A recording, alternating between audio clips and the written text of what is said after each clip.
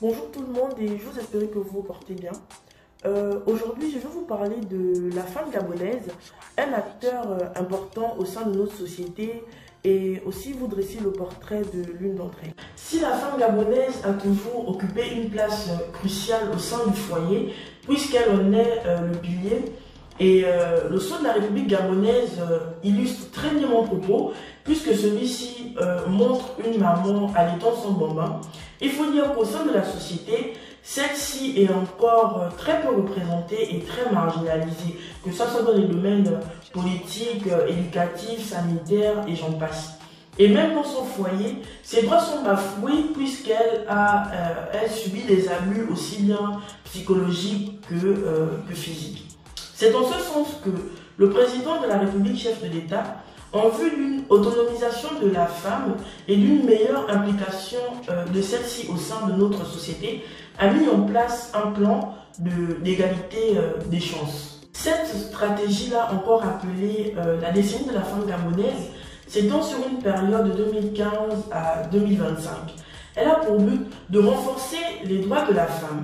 C'est en ce sens que des projets de loi ont été votés et mis en place afin que celle-ci ne soit plus marginalisée dans son foyer qui est censé être son havre de paix. La décennie de la femme, c'est également la promotion de l'égalité homme-femme. Pour le dire simplement, la femme gabonaise aujourd'hui a le droit d'exercer et d'occuper les mêmes postes qu'un homme si elle en a les qualifications. Nous avons Madame Osuka Rapanda Rose Christiane qui a été première femme chef du gouvernement et actuellement première femme vice-présidente de la République gabonaise pour illustrer nos propos.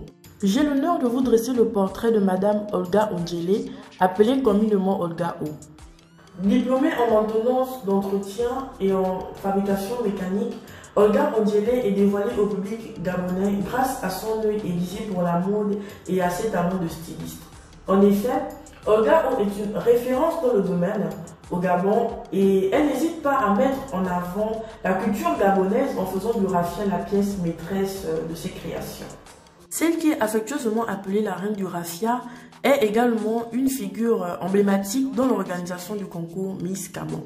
Et encore aujourd'hui, bien qu'ayant disparu des radars, les créations Olga O demeurent une référence au Gabon.